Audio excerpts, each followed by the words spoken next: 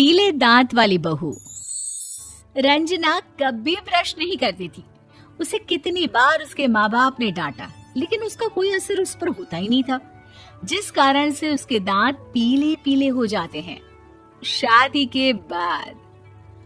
अरे बहू, वैसे तो तुझ में कोई कमी नहीं है, पर तेरे दांत इतने पीले कैसे हैं बेटा? कैसे मतलब? कोई सर्जरी थोड़ी ना कराइए। वो तो क्या नाम, मैं ब्रश नहीं करती थी तो पीले हो गए। अब क्या करूं? आप कहे तो लाल करवा लूं या फिर काले? यार ये क्या है, क्यों माँ से लड़ रही हो? लड़ रही हूँ? अरे मैं लड़ रही हूँ या ये बोल रही है कि दांत पीले हैं, पीले। अरे तपस्या थोड़ी ना की है इन्हें पीले करने के लिए। बकायदा ब्रश नहीं किया है 20 साल तक, तब जाकर। छी, कैसी बात कर रही हो? ये उस वक्त तो पीले नहीं थे जब हम लोग तुम्हें देखने आए थे। अरे तब साफ करवा लिया होगा डेंटिस्ट के पास जाकर।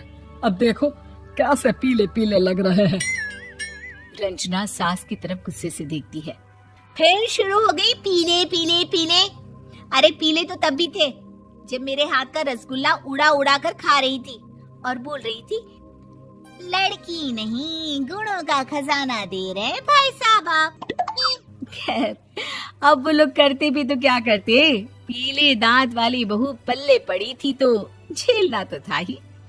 एक दिन कीर्तन में रंजना गाना गा रही थी। अरे कमला बहन, माँ का द्वार है, यहाँ तो सब शुद्ध होकर आते हैं, फिर अपनी बहू को ब्रश भी नहीं करवाती तुम। दूर से पीले पीले दांत भक्ति में बाधा उत्पन्न कर रहे हैं। अरे कोई 2 साल के बच्चे थोड़ी ना लेकर आई हूँ मैं बहू बनाकर। अच्छी खासी लड़की है, अरे कैसे करवाऊं ब्रश? ये तो उसे खुद करना चाहिए ना। अब माँ बाप तो इसके जैसे तैसे निपटा दिए, ये नहीं सोचा कि सास कैसे संभालेगी। सास बहू को लेकर घर आ जाती है, लेकिन सोच लेती है कि अब इसे लेकर कहीं नहीं जाएगी। अगले रोज बहू कहती है, अरे क्या हो गया, मंदिर नहीं जाना क्या? कीर्तन का वक्त हो रहा है। मेरी मधुर वाणी से कान्हा जी जागते हैं और सोते हैं। आप तो जानती है ना उनकी भक्ति में कितना मन लगता है मेरा। वो क्या है ना, तबीयत ठीक नहीं लग रही है मेरी, आराम करूंगी मैं। तबीयत ठीक नहीं लग रही? अभी तो मिथुन के गाने पर नाच रही थी आप, और अब बोल रही है कि तबीयत ठीक नहीं लग रही।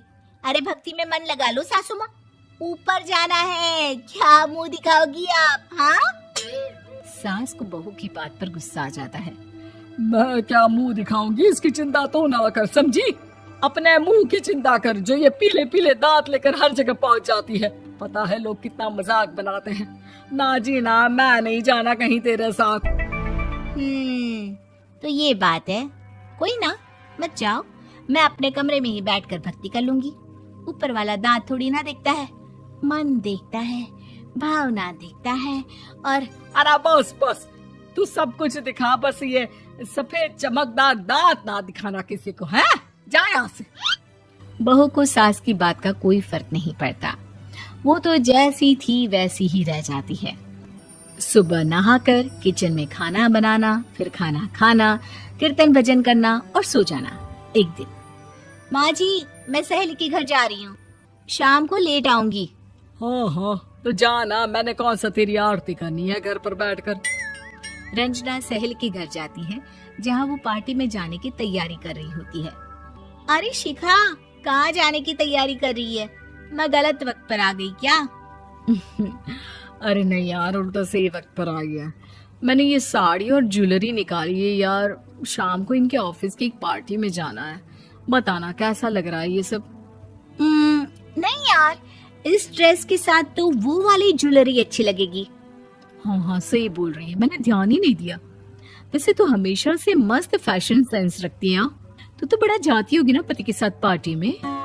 रंजना कुछ नहीं बोलती, बस सोचती है कि यार काश ये बात सही हो जाती, पर मैं क्यों नहीं जाती पार्टी में? क्या इन लोगों की कोई पार्टी होती नहीं होगी? रंजना घर आती है और रात में पति से सवाल करती है, एक बात बताइए, आप मुझे किसी पार्टी में क्यों नहीं ले जाते? क्या आपके यहाँ ऑफिस में पार्टी नहीं होती? पति बेचारा क्या कहता कि दांत पीले हैं तुम्हारे इसलिए। अरे कोई पार्टी होती नहीं हम लोगों के ऑफिस में, तो कहाँ से लेकर जाऊं? और मार्केट, मॉल, कहीं वीकेंड घूमना, कहीं तो।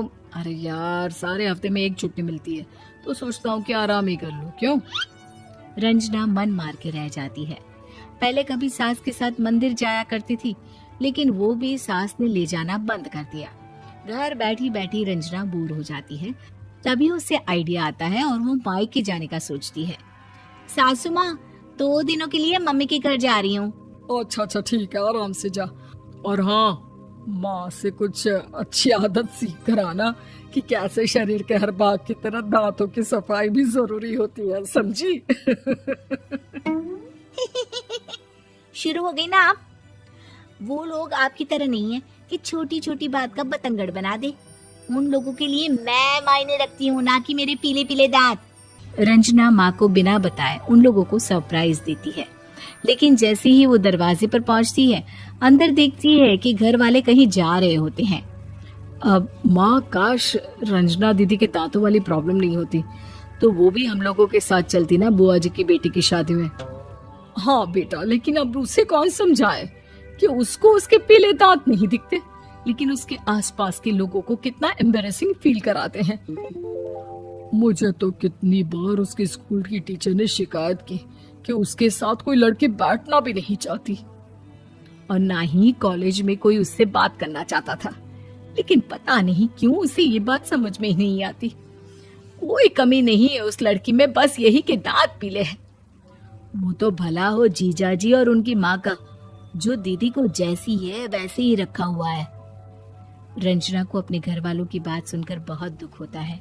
वो सोचती है कि वो क्या करे, लेकिन फिर वो सीधा डेंटिस्ट के पास जाती है, अपने दांत चमकाती है और कसम खाती है कि वो रोज ब्रश करेगी।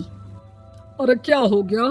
तुम तो 2 दिनों के लिए गई थी ना, पर कोई ना, अच्छा है, चलो आ गई तो। रंजना सास के सामने आकर खड़ी हो जाती है और पूरी स्माइल करती है, उसके चमकदार दांतों को दिखाती हुई। हैं? चले मंदिर? माँ, मुझे माफ कर दीजिए, मैंने आप लोगों को बहुत एम्बैरेसिंग फील करवाया। मैं आज से रोज ब्रश करूंगी।